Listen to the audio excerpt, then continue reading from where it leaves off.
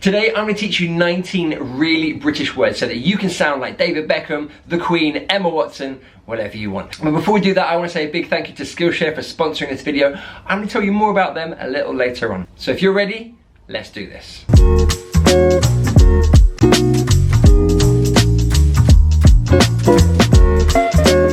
Word number one, oi. Oi! It's an interjection. It's more than a word, it's an interjection. We use to get someone's attention or to show an expression of annoyance or frustration. It's a multifaceted word. You can use it in lots of different ways. So, an example sentence, oi Dave, do you want a cup of tea? Oi Dave, do you want a cup of tea? So oi there is trying to get his attention. Really, really British sounding word. And in fact, your homework today is to go and use it on someone. Oi, oi, come here. Okay, number two. Could this be more British? In it. That's right. In it. I love this word. I know a lot of people don't love it. I think it's great. Now, what does it mean? Well, it means isn't it? Isn't it? So we'd use it in a question tag. So you put the statement and then you add a question tag at the end. So for example, Paris is an amazing city, isn't it? That's the question tag, yeah? Paris is an amazing city, isn't it? But we've changed that over time and now it's just in it. In it. So Paris is an amazing city, in it. Okay? Now, it doesn't just have to be isn't it? We can use it for other things now. It could be any question tag. So for example, you live in London, in it. You live in London, in it. Now that should be you live in London, don't you? Don't you would be the question tag. But in modern grammar, people don't even bother with that. They just say in it. Okay, now I would normally say that this is quite a young word, but I use it and I'm not that young, so yeah, it's up to you. If you want to use it, you go for it. Oh, this is a good one. Kerfuffle. Kerfuffle. Say that with me. Kerfuffle. This might be one of my favorite words of all time. It's a noun and it means like a commotion or a fuss, usually caused by people that disagree. They have a different opinion about something. Now it could be a kind of physical commotion, like a bit of pushing or just noise, debating, that kind of thing. So, example sentence, there was a kerfuffle outside the court. There was a kerfuffle outside the court. So if you can imagine like two sides, two groups of people who have different opinions, kind of shouting at each other or pushing or whatever, it's a kerfuffle. It's not a fight, it's a kerfuffle. Number four, gone off. Gone off. This means expired food. So for example, my mum, when we were kids, she gave us pasta that was 8 years old. 8 years old. It had expired 8 years before the date that we were eating it. So we were eating it and we were like, Mum, this pasta's gone off. It was horrific. Anything could go off, right? Like milk, a great example, eggs, cheese, things like that. This is the British word for siesta. We all know the word siesta, and of course we use the word siesta in Britain, but we have our own word, kip. It means sleep. Sleep, it could be a noun or it could be a verb. So for example, I'm gonna get some kip before we go out tonight. I'm gonna get some kip before we go out tonight. So I'm gonna have a little snooze, a little siesta before we go out tonight. Now, our favourite sport in Britain is of course football, and we shorten that down to footy. So if you want to sound really local, then you could just call it footy. So an example sentence, I play footy every week with my mates. I play footy every week with my mates. So football, footy is the same thing. Busker. Busker. A busker is a street musician. Okay, so it's someone that plays music in the streets. They put out a little cap or a little bucket and you give them money if you like what they're doing. So a busker. An example sentence, the best buskers in London are in Covent Garden. The best buskers in London are in Covent Garden. Here's a nice phrase, horses for courses. This is a proverb and it means kind of different people like different things.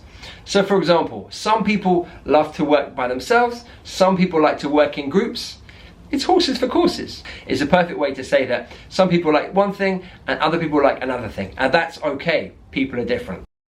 Skillshare is an online learning community where millions of learners just like you come together to take the next step in their creative journey. Skillshare offers thousands of inspiring classes for creative and curious people, including photography, graphic design, cooking, you name it, they've got it. Now I said Skillshare is for curious people just like you, and that's exactly what it is. It's for people that want to continue to learn new things, to expand their knowledge, and to become a better person through learning. I kind of see Skillshare as a Netflix for learning. It's a place that you can come and learn anything that you want. So the good people of Skillshare are offering you guys 2 free months of premium membership absolutely free.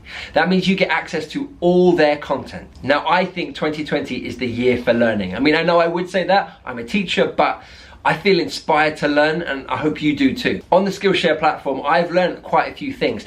Previously, I've talked about learning how to make a grilled cheese sandwich. Sorry, the perfect grilled cheese sandwich. It was amazing. I've also learned how to chop like a chef. It's tricky, you have to be careful, but I learned how to do it. And at the moment, I'm learning how to make Asian dumplings. As you can see, I'm interested in culinary skills, but they do everything: graphic design, art, photography, whatever it is that you want to do. Now their annual subscription works out at less than $10 per month, which I think is great value.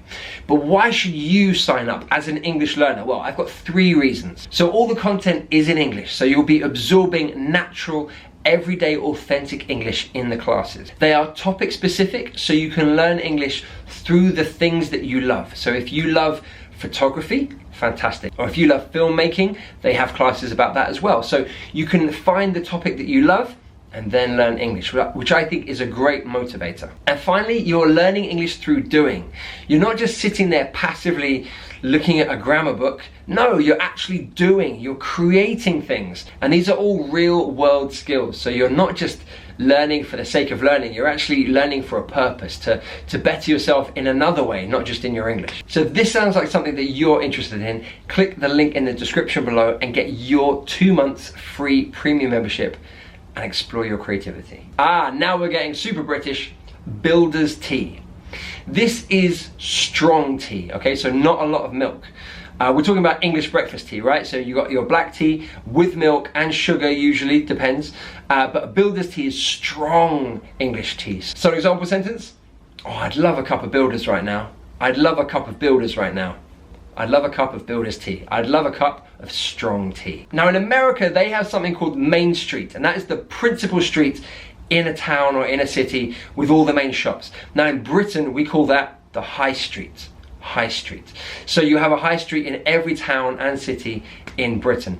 Now an example sentence: you'll find a Primark on every high street in the UK. You'll find a Primark on every high street in the UK. Well, more or less.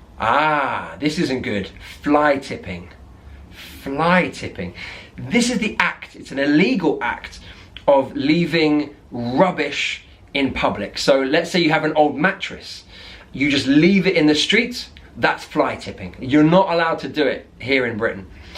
So, an example sentence: the police are really clamping down on fly tipping. The police are really clamping down on fly tipping. That means they're trying to stop it. They're trying to restrict fly tipping. A person that does fly tipping is called a fly tipper. A fly tipper. So yeah, this is not something that we like in Britain. I love this. Porkies. Porkies. Now, this is a bit of Cockney rhyming slang. So we have to look at the full phrase. So a pork pie. What word rhymes with pie?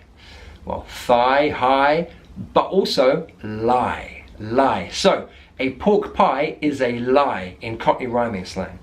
So if you're telling porkies, then you're telling a lie, or you're telling lies. So an example sentence: I know when you're telling me porkies because you go red and you start to laugh nervously. So I know when you're telling me porkies because you go red and you start laughing nervously. Now I'm curious to know, what do you do when you tell porkies?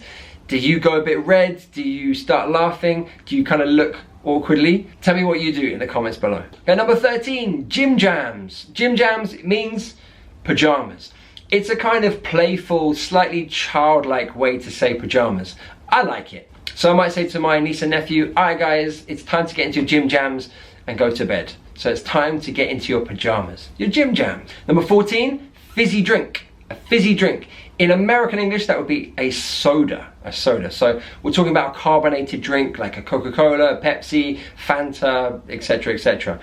So I'm trying to cut down on fizzy drinks. I'm trying to cut down on fizzy drinks because they're bad for my teeth. Number 15, off your trolley. What does this mean? Well, if you're off your trolley, you're crazy. It's another way to say that someone is crazy. You are off your trolley if you think, I'm going to do your homework for you. So you are crazy if you think that. This one is brilliant. I don't think I've ever taught this word before.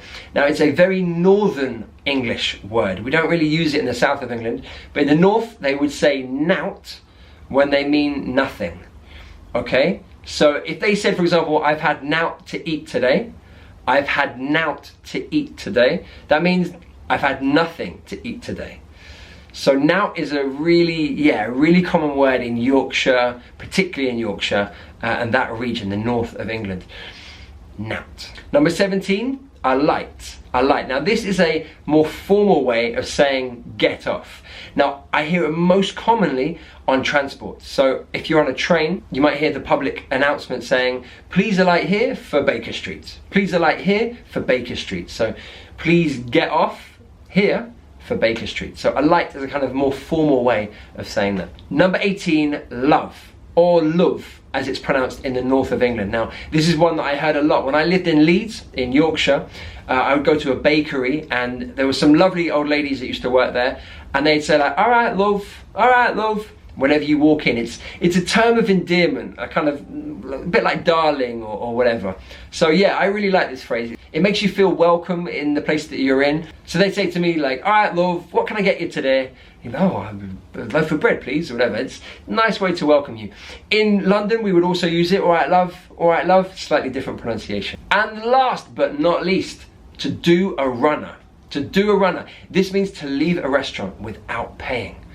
This is very naughty. I've never done it. I've never done a runner, but I know some people that have, all right? So I've never done a runner, but I know some people that have. So I've never left a restaurant without paying, but I know one or two people that have. I hope you haven't, of course you haven't. All right, those are 19 really British words. There are so many more. I can't wait to teach them to you guys. Now I want you to use these words in an example sentence in the comments below, okay?